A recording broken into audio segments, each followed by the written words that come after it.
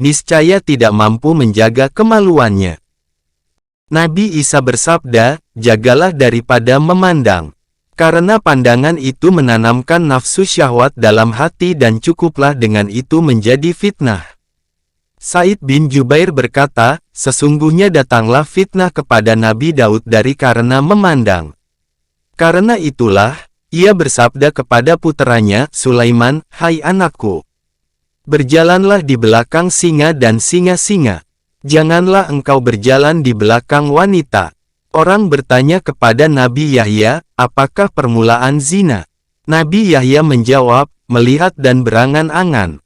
Al-Futlel berkata, kata iblis itu adalah busur lamaku dan anak panahku yang tidak akan aku salah. Maksudnya, memandang. Rasulullah bersabda, memandang wanita itu adalah panah beracun dari panah iblis.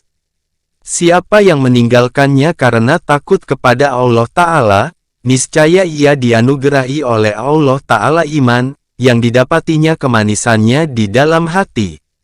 Nabi bersabda, tiada aku tinggalkan suatu fitnah pun sesudahku yang lebih mendatangkan kemelaratan kepada laki-laki, selain wanita. Nabi bersabda, jagalah dari fitnah dunia dan fitnah wanita. Fitnah pertama bagi kaum Bani Israel, adalah dari pihak kaum wanita. Allah Ta'ala berfirman, katakan kepada laki-laki yang beriman itu, supaya mereka menahan penglihatan dan menjaga kehormatannya. Yang demikian lebih suci bagi mereka. Surat 24 An-Nur ayat 30. Nabi bersabda, tiap-tiap anak Adam manusia itu, mempunyai bahagian dari zina. Dua matanya berzina, dan zina dua mata itu, ialah memandang. Dua tangannya berzina, dan zinanya itu memegang. Dua kakinya berzina, dan zinanya itu berjalan. Mulutnya itu berzina dan zinanya itu mencium. Dan hati itu bercita-cita atau berangan-angan. Dan dibenarkan yang demikian oleh kemaluan atau didustakannya. Ummu Salmah berkata, Ibnu Maktum yang buta itu meminta izin masuk kepada Rasulullah, sedang aku dan Maimunah duduk di situ. Lalu Nabi bersabda, masuklah dalam tabir hijab. Lalu kami menjawab, bukankah ia buta, tidak dapat melihat kami? Lalu Nabi menjawab, engkau berdua tidak melihatnya. Hadits ini menunjukkan, bahwa tidak boleh bagi wanita duduk-duduk bersama orang buta, sebagaimana berlaku adat kebiasaan pada waktu-waktu musibah dan pestaan. Maka haram orang buta bersunyi-sunyi, duduk dua-duaan, dengan kaum wanita. Dan haram wanita duduk-duduk dengan orang buta dan menunjukkan pandangan kepada orang buta, tanpa ada keperluan. Diperbolehkan kepada wanita berbicara dengan laki-laki dan memandang kepada mereka, karena ada keperluan. Jikalau sanggup menjaga mata dari wanita dan tidak sanggup menjaganya dari anak-anak muda belia, maka dalam hal ini, kawin lebih utama. Karena kejahatan pada anak-anak muda belia itu lebih banyak. Sesungguhnya kalau hati cenderung kepada seorang wanita, niscaya mungkin sampai kepada pembolehannya dengan kawin. Dan memandang kepada anak muda belia dengan nafsu syahwat itu haram. Bahkan, setiap orang yang membekas di hatinya, kecantikan rupa anak muda belia, di mana ia memperoleh perbedaan di antara anak muda belia dan orang yang berjanggut, maka tidak halal ia memandang kepada anak muda belia itu. Jikalau Anda berkata, bahwa setiap yang mempunyai perasaan, sudah pasti mengetahui perbedaan antara cantik dan jelek dan muka anak-anak muda belia itu selalu terbuka. Maka aku menjawab, bahwa tidaklah aku maksudkan perbedaan mata saja. Akan tetapi seyogialah terdapatnya perbedaan itu, seperti terdapatnya perbedaan antara pohon yang hijau dan yang lain kering, antara air yang bersih dan air yang keruh. Antara pohon yang berbunga dan berbunga-bungaan putih dan pohon yang telah berguguran daun-daunnya. Maka sesungguhnya, ia cenderung kepada salah satu dari yang dua itu, dengan matanya dan tabiatnya.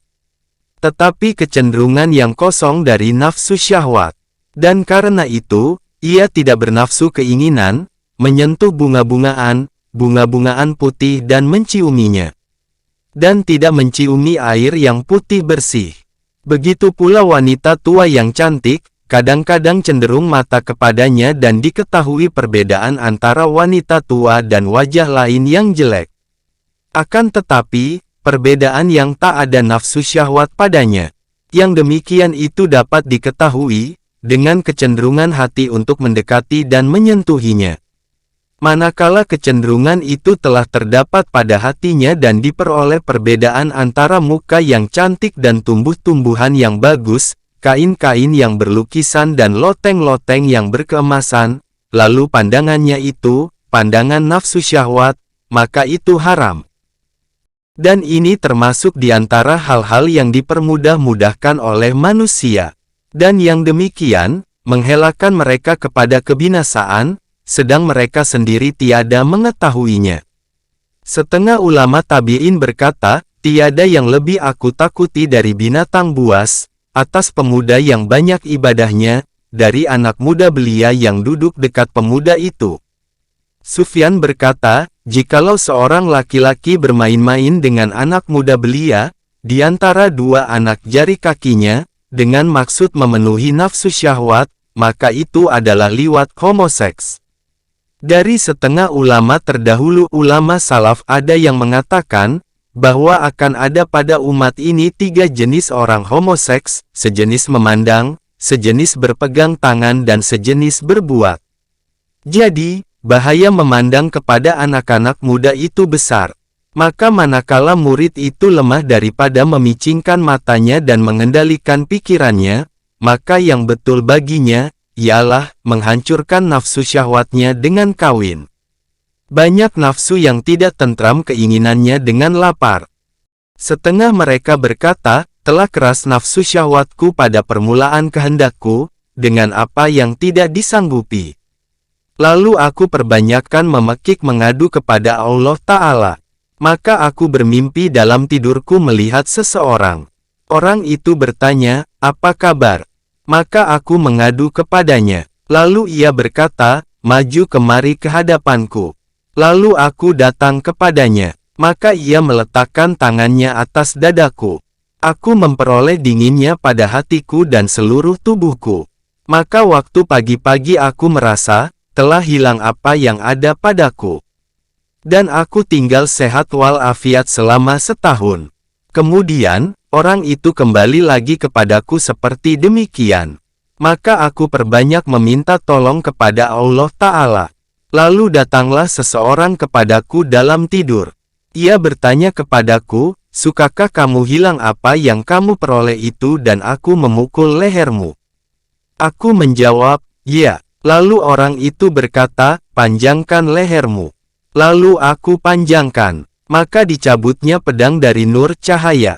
Lalu dipukulnya leherku. Maka aku merasa pada paginya, telah hilang apa yang ada padaku. Dan tinggallah aku sehat walafiat selama setahun. Kemudian, orang itu datang lagi kepadaku seperti demikian atau lebih keras dari itu. Aku melihat, seolah-olah orang itu antara lembungku dan dadaku berbicara dengan aku. Dan berkata, kasihan, berapa kali kamu sudah bermohon pada Allah Ta'ala supaya dihilangkan apa yang tidak disukai untuk dihilangkan. Lalu orang tersebut berkata, maka aku kawin. Lalu hilanglah yang demikian daripadaku dan aku memperoleh anak. Manakala murid itu berhajat kawin, maka tiada seyogyanya ia meninggalkan syarat kemauan pada permulaan kawin dan kekalnya perkawinan. Adapun pada permulaan kawin, maka dengan niat yang baik. Dan pada kekalnya perkawinan itu, dengan baiknya akhlak, betulnya jalan hidup dan menegakkan segala hak kewajiban, sebagaimana telah kami uraikan semuanya pada kitab adab perkawinan. Maka tidak kami perpanjangkan mengulanginya. Tanda benar kemauan, ialah ia kawini wanita miskin yang beragama. Ia tidak mencari wanita yang kaya. Setengah mereka berkata, siapa yang kawin dengan wanita kaya, niscaya adalah baginya dari wanita itu 5 perkara, yaitu, mahalnya mas kawin, melambat-lambatkan peresmian perkawinan, hilangnya layanan istri kurang, dan banyaknya perbelanjaan. Dan apabila ia mau menceraikannya, niscaya ia tidak sanggup, karena takut hilang hartanya. Dan wanita yang miskin adalah sebaliknya. Setengah mereka berkata, seyogialah wanita itu, kurang dari laki-laki dalam 4 hal. Kalau tidak, niscaya wanita itu akan menghina laki-laki, yaitu, tentang umur, tinggi badan, harta dan keturunan. Dan hendaklah wanita itu di atas laki-laki dalam 4 hal, yaitu, tentang cantik, adab sopan wara, menjaga diri, dan akhlak. Dan tanda benarnya kemauan untuk kekalnya perkawinan, ialah akhlak. Sebahagian murid dari orang-orang sufi itu kawin dengan seorang wanita. Lalu selalulah murid itu, suami wanita tadi, melayani istrinya. Sehingga wanita itu merasa malu, dan mengadukan yang demikian kepada ayahnya. Wanita itu berkata, aku heran tentang laki-laki ini. Aku berada di rumahnya semenjak beberapa tahun yang lalu. Tiada pernah sekali-kali aku pergi ke kakus WC, melainkan ia sudah mendahului aku membawa air ke kakus. Sebahagian mereka kawin dengan seorang wanita yang cantik. Sewaktu telah mendekati hari pengantinnya, wanita tersebut diserang penyakit cacar. Maka sangatlah berduka cita keluarga wanita itu karena yang demikian. Karena takut laki-laki itu akan memandang keji kepada calon istrinya. Lalu laki-laki tersebut memperlihatkan kepada keluarga calon istrinya, bahwa ia telah diserang oleh penyakit mata. Kemudian, ia memperlihatkan kepada mereka, bahwa penglihatannya sudah hilang. Sehingga wanita itu dilaksanakan perkawinannya dengan laki-laki tersebut. Maka hilanglah kegundahan hati kaum keluarganya. Wanita tersebut tetap bersama suaminya, laki-laki itu, selama 20 tahun. Kemudian wanita itu meninggal. Maka pada ketika itulah, laki-laki itu membuka kedua matanya. Lalu orang bertanya kepadanya tentang yang demikian. Maka ia menjawab, aku sengaja berbuat demikian, demi kaum keluarganya, sehingga mereka itu tidak berduka cita. Lalu orang mengatakan kepadanya, engkau telah mendahului saudara-saudaramu dengan akhlak ini. Sebahagian orang sufi kawin dengan seorang wanita yang buruk akhlaknya.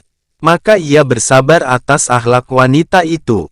Lalu orang bertanya kepadanya, mengapa tidak engkau ceraikan saja? Orang sufi tadi menjawab, aku takut nanti ia dikawini oleh orang yang tidak sabar atas sikapnya. Lalu ia sakiti wanita itu. Maka kalau murid itu kawin, maka beginilah seyogyanya ia berada. Dan kalau sanggup ia meninggalkan perkawinan, maka adalah lebih utama, apabila tidak mungkin ia mengumpulkan antara keutamaan kawin dan menempuh jalan ke akhirat. Dan ia tahu bahwa yang demikian menyibukkannya dari hal ihwalnya.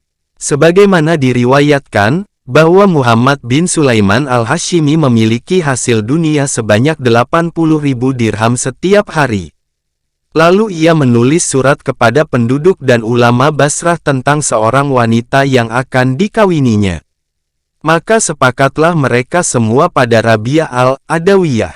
Lalu Muhammad bin Sulaiman itu menulis surat kepada Rabi'ah. Bismillahirrahmanirrahim. Amma ba'du, sesungguhnya Allah Ta'ala telah menganugerahkan menjadi milikku hasil dunia sebanyak 80.000 dirham setiap hari. Dan tidak akan lalu beberapa hari dan malam lagi, sehingga sempurnalah 100.000 dirham. Dan aku jadikan bagi engkau seperti itu. Maka perkenankanlah permintaanku. Maka dibalas oleh Rabi'ah kepadanya. Bismillahirrahmanirrahim. Amma ba'du, sesungguhnya zuhud di dunia itu menyenangkan hati dan badan. Dan gemar pada dunia mempusakai rusuh hati dan duka cita. Maka apabila sampai suratku ini kepadamu, maka sediakanlah perbekalanmu dan kemukakanlah untuk akhiratmu. Hendaklah engkau itu menerima wasiat bagi dirimu dan janganlah engkau jadikan laki-laki lain yang menerima wasiatmu. Lalu mereka nanti akan membagi-bagikan pusakamu. Puasalah sepanjang masa, dan hendaklah pembukaan puasamu itu mati.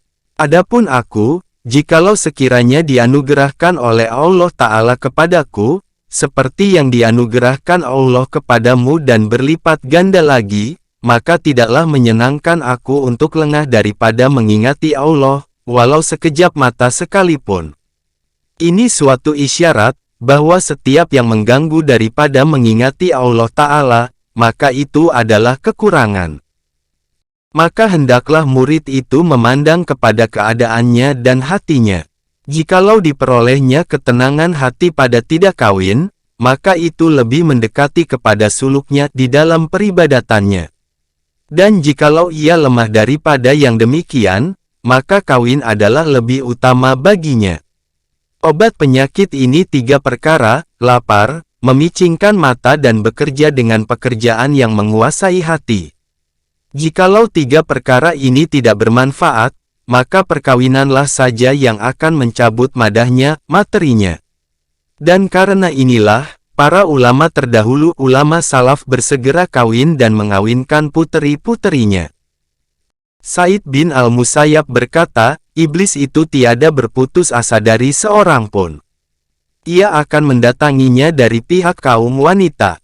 Sa'id tadi berkata pula, sedang ia waktu itu berusia 84 tahun dan telah hilang salah satu dari kedua matanya.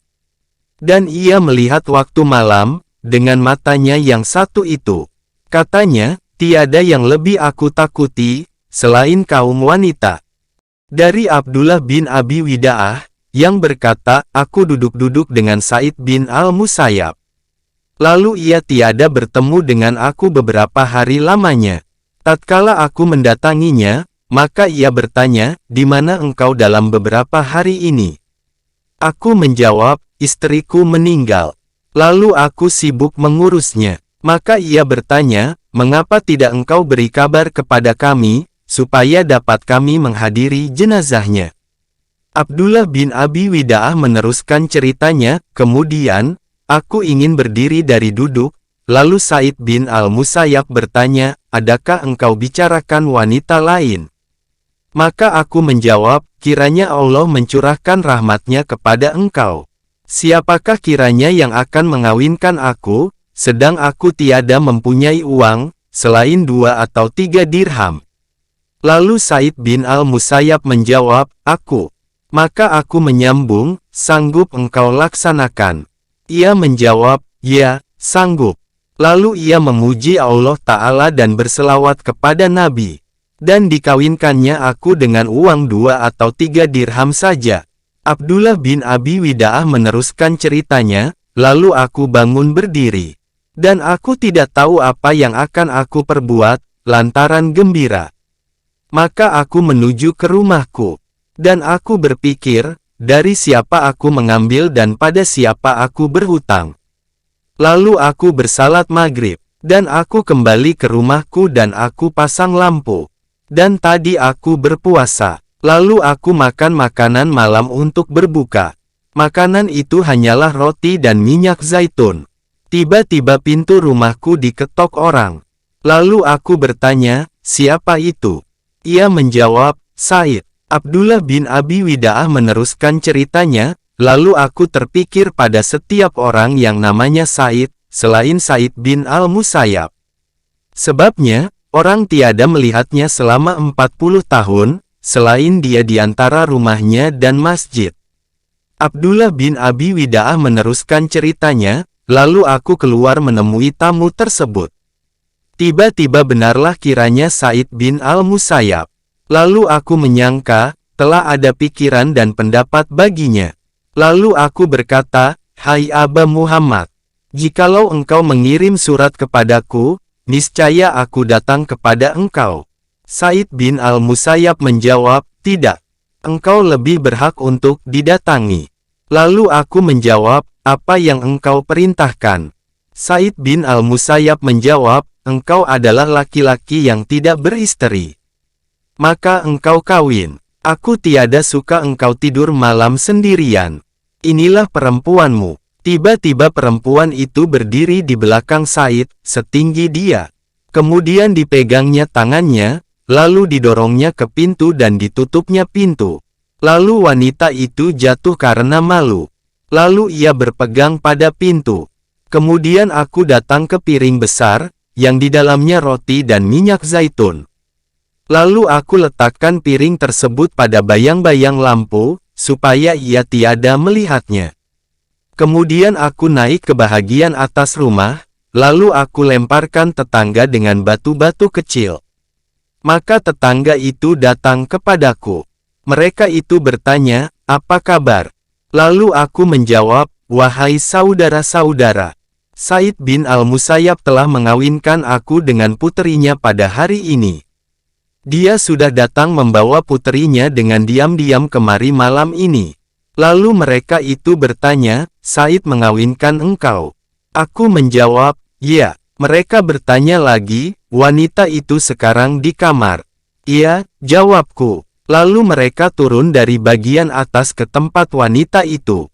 Kejadian ini sampai kepada ibuku. Maka beliau datang dan berkata, "Mukaku haram memandang mukamu, jikalau engkau menyentuhnya, sebelum aku memperbaikinya sampai 3 hari." Abdullah bin Abi Wida'ah meneruskan ceritanya, "Maka aku tinggal sendirian 3 hari. Kemudian baru aku bersetubuh dengan dia.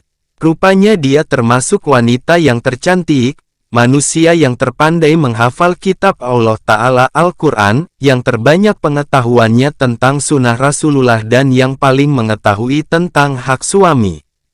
Abdullah bin Abi Wida'ah meneruskan ceritanya, "Maka aku berdiam sebulan, Said tidak datang kepadaku dan aku tidak datang kepadanya.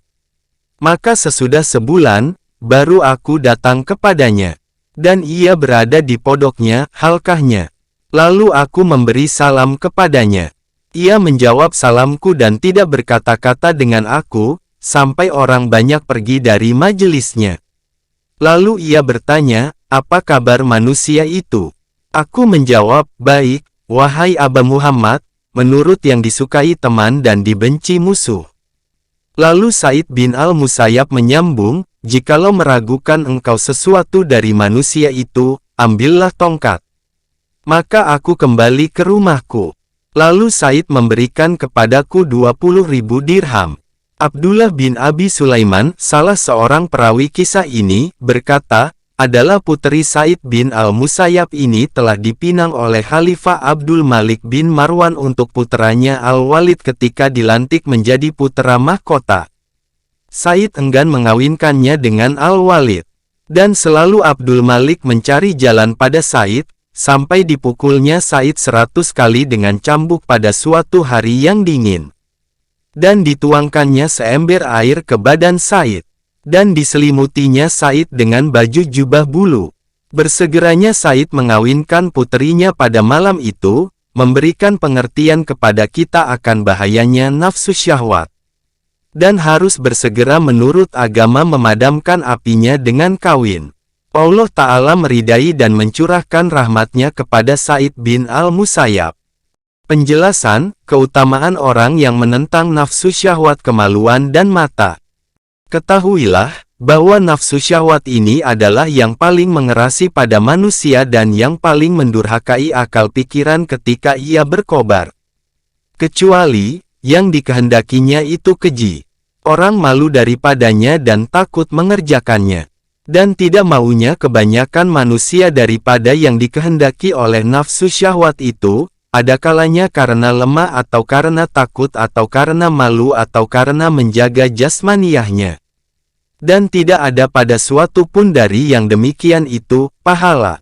Karena yang demikian itu mengutamakan sesuatu bahagian dari bahagian-bahagian nafsu, terhadap bahagian lainnya. Benar, termasuk sebagian dari penjagaan, bahwa ia tidak mampu mengerjakan sesuatu yang menyalahi. Maka pada pencegahan-pencegahan ini, ada faedahnya. Yaitu, tertolaknya dosa. Maka orang yang meninggalkan zina, niscaya tertolaklah daripadanya dosanya, dengan sebab apapun adanya ia meninggalkan zina itu.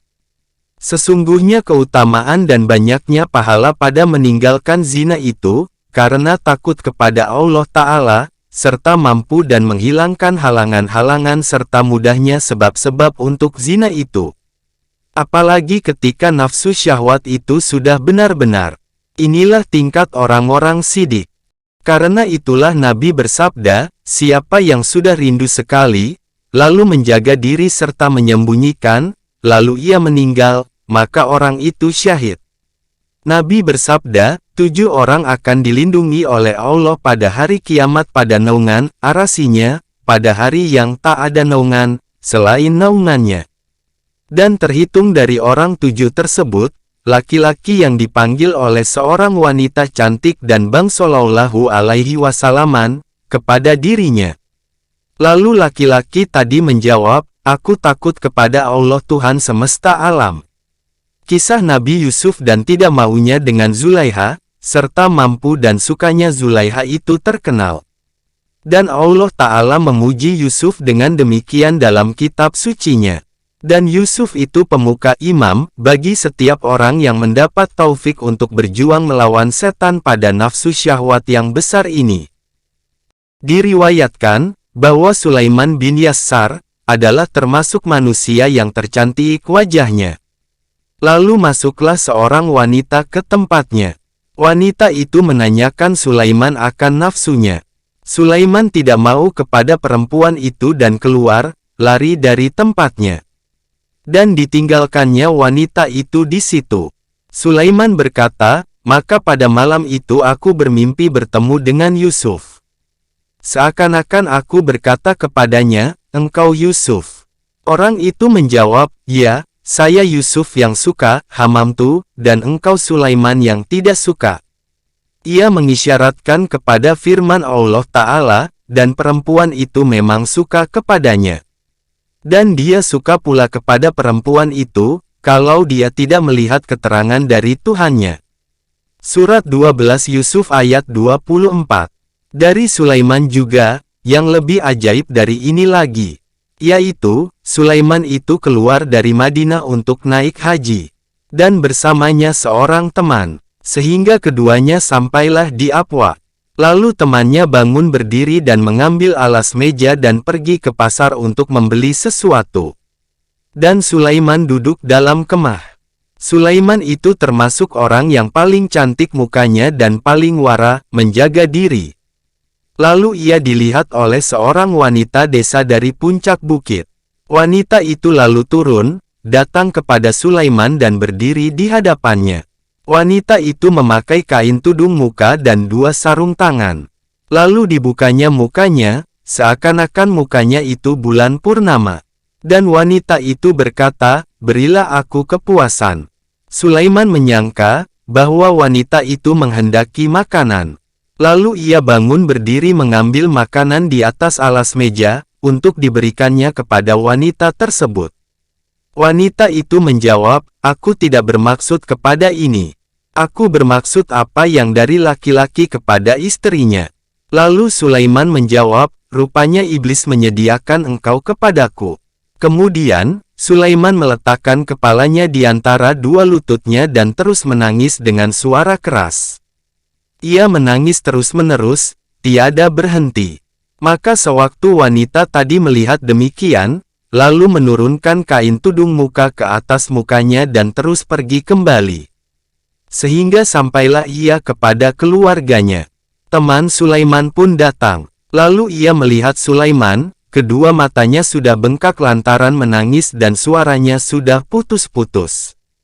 Lalu bertanya, apakah yang membuat engkau menangis? Sulaiman menjawab, baik, aku teringat kepada anak kecilku. Teman itu menyambung, tidak, demi Allah. Kecuali engkau mempunyai kisah sendiri.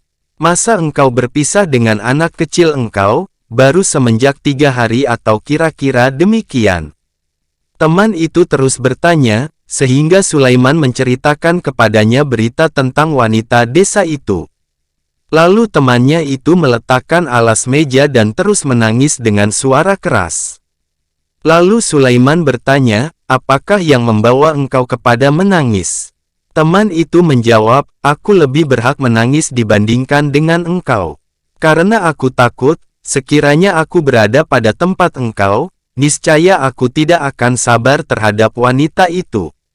Maka senantiasalah kedua menangis. Tatkala Sulaiman sudah sampai di Makkah, lalu ia mengerjakan sa'i dan tawaf.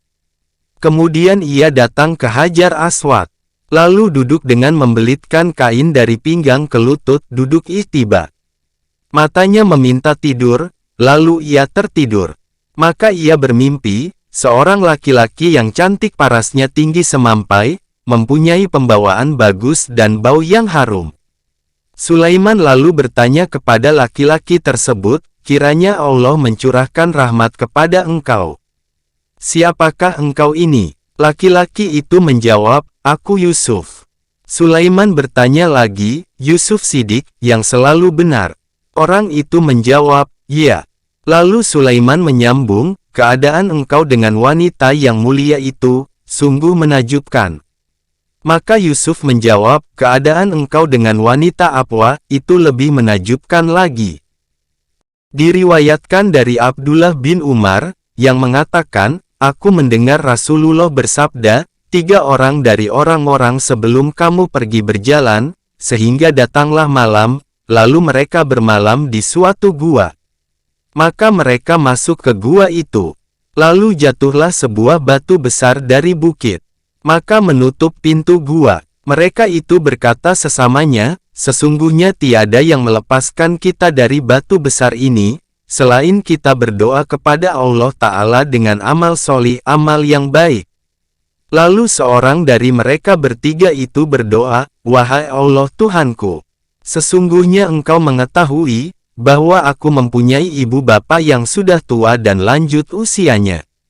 Aku tiada memberi minuman kepada anak istriku dan budak hartaku, sebelum keduanya. Pada suatu hari aku pergi jauh tempat menggembala ternak. Maka aku tiada sampai kepada ibu bapakku pada sore hari. Sehingga keduanya sudah tidur. Lalu aku sediakan minuman malam untuk keduanya. Maka aku dapati keduanya masih tidur. Aku tiada senang, memberi minuman anak istriku dan budak hartaku sebelum keduanya ibu bapakku. Maka terus aku menunggu sampai keduanya bangun, sedang gelas minuman itu dalam tanganku, sampai terbit fajar. Anak-anakku yang kecil-kecil memekik-mekik menangis karena lapar keliling tapaku. Maka bangunlah keduanya, lalu meminum minumannya.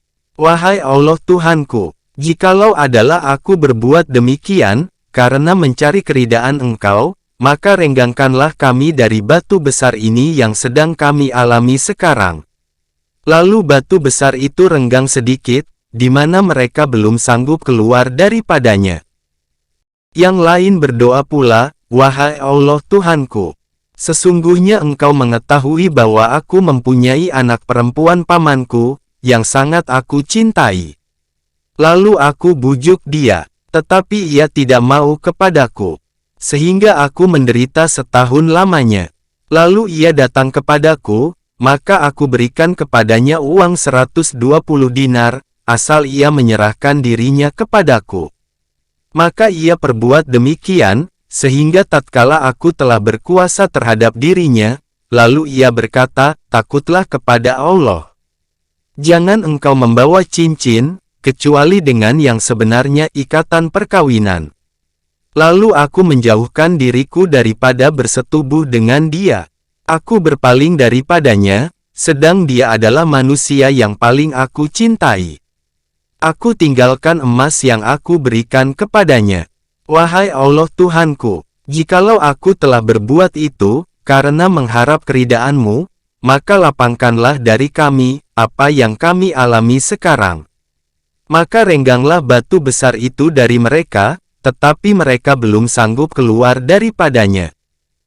Yang ketiga berdoa pula, wahai Allah, Tuhanku, sesungguhnya aku memakai tenaga beberapa orang karyawan. Aku berikan kepada mereka upahnya, selain seorang saja. Ia meninggalkan upah yang menjadi miliknya dan terus pergi. Maka bertambah-tambahlah upahnya itu, sehingga menjadi harta yang banyak. Sesudah beberapa lama kemudian, ia pun datang kepadaku, lalu ia berkata, "Hai hamba Allah, berilah kepadaku upahku." Lalu aku menjawab, "Semua yang engkau lihat dari upahmu itu, unta, sapi, kambing dan budak." Orang itu lalu menjawab, "Hai hamba Allah, apakah engkau bermain-main dengan aku?" Lalu aku jawab, "Aku tidak mempermain-mainkan engkau, ambillah." Lalu dihalaunya dan diambilnya semuanya. Tidak ditinggalkannya sedikit pun. Wahai Allah Tuhanku, jikalau aku berbuat demikian karena mencari keridaan-Mu, maka renggangkanlah dari kami, apa yang kami alami sekarang ini. Maka rengganglah batu besar itu, lalu mereka keluar dan pergi. Maka ini adalah kelebihan dari kemampuan penunaian nafsu syahwat. Lalu ia menjaga diri daripadanya. Dan lebih dekat daripadanya, kemampuan penunaian nafsu syahwat mata. Sesungguhnya mata itu permulaan zina. Maka menjaganya penting dan itu sukar, di mana kadang-kadang dipandang mudah dan tidak besar ketakutan daripadanya. Padahal semua bahaya terjadi daripadanya. Dan pandangan pertama, apabila tidak disengaja, maka tidak berdosa. Mengulang kembali melihatnya itu yang disiksa, berdosa. Nabi bersabda, "Bagimu yang pertama dan atasmu, tanggung jawabmu, yang kedua." Artinya, pandangan pertama dan kedua. Al-Ala bin Ziyad berkata, "Janganlah engkau ikutkan penglihatanmu kepada selendang wanita. Sesungguhnya pandangan itu menanamkan nafsu syahwat dalam hati." Sedikitlah manusia itu terlepas dalam pulang perginya, dari jatuhnya pandangan kepada kaum wanita dan kanak-kanak muda belia. Manakala terhayal kepadanya kecantikan, niscaya tabiat insting yang menghendaki pengulangan kembali melihatnya. Dan seyogialah pada ketika itu, ia menetapkan pada dirinya, bahwa pengulangan melihat itu adalah kebodohan sejati. Karena jikalau ia meneguhkan betul pandangan itu, lalu ia memandang baik, niscaya berkobarlah nafsu syahwat. Dan ia lemah sampai kepada yang dimaksud. Maka tiada hasilnya baginya, kecuali keluhan. Jikalau ia memandang buruk, niscaya ia tiada memperoleh kelezatan. Dan ia merasa kepedihan. Karena ia bermaksud kelezatan, maka diperbuatnya apa yang dirasakan kepedihannya. Lalu dalam dua hal tersebut, ia tiada terlepas dari maksiat, dari kepedihan dan kekeluhan. Manakala dipeliharanya mata dengan jalan tersebut, niscaya tertolaklah banyak bahaya dari hatinya. Jikalau matanya bersalah dan ia memelihara kemaluannya dengan ketetapan hati, maka yang demikian mengajak kekuatan yang dituju dan taufik yang penghabisan. Diriwayatkan dari Abu Bakar bin Abdullah Al-Mazani, bahwa seorang tukang potong tertarik kepada seorang budak perempuan, kepunyaan sebahagian tetangganya. Lalu oleh keluarganya, budak itu diutus untuk suatu keperluan mereka, pada desa lain. Maka tukang potong tadi mengikuti budak itu dan mencoba membujuknya untuk berbuat jahat. Lalu budak wanita itu berkata kepadanya, "Jangan engkau berbuat demikian. Sesungguhnya aku sangat mencintai engkau, dibandingkan dengan engkau kepadaku. Akan tetapi, aku takut kepada Allah." Lalu tukang potong itu menjawab, "Jadi, engkau takut kepada Allah dan aku tiada takut kepada Allah." Lalu Abu Bakar bin Abdullah itu meneruskan riwayatnya, maka tukang potong itu pun kembali ke tempatnya dan bertaubat. Lalu ia ditimpa kehausan, sehingga hampir ia binasa. Tiba-tiba ia bersama seorang utusan dari sebahagian Nabi Bani Israel. Lalu utusan itu bertanya, seraya berkata, "Apakah yang engkau deritai?" Tukang potong itu menjawab, "Haus." Maka utusan itu berkata, "Mari kita berdoa pada Allah, kiranya dilindungi kita oleh awan, sehingga kita masuk ke desa." Tukang potong itu menjawab, "Tiada bagiku amal solih, untuk aku berdoa. Berdoalah engkau saja." Utusan itu menyahut, "Aku yang berdoa dan engkau mengaminkan doaku." Maka utusan itu berdoa dan tukang potong itu mengaminkan. Lalu keduanya dilindungi oleh awan, sehingga keduanya sampai di desa. Kemudian, tukang potong itu kembali ke tempatnya. Lalu awan itu condong kepadanya. Maka utusan tadi berkata kepadanya, "Engkau mendakwakan bahwa engkau tiada mempunyai amal saleh. Aku yang berdoa dan engkau yang mengaminkan. Lalu kita dilindungi oleh awan. Kemudian, awan itu mengikuti engkau. Hendaknya engkau ceritakan kepadaku keadaan engkau." Tukang potong itu lalu menceritakannya. Maka utusan itu berkata, "Sesungguhnya orang yang bertaubat itu, pada sisi Allah Ta'ala di suatu tempat, yang tiada seorang pun dari manusia di tempatnya.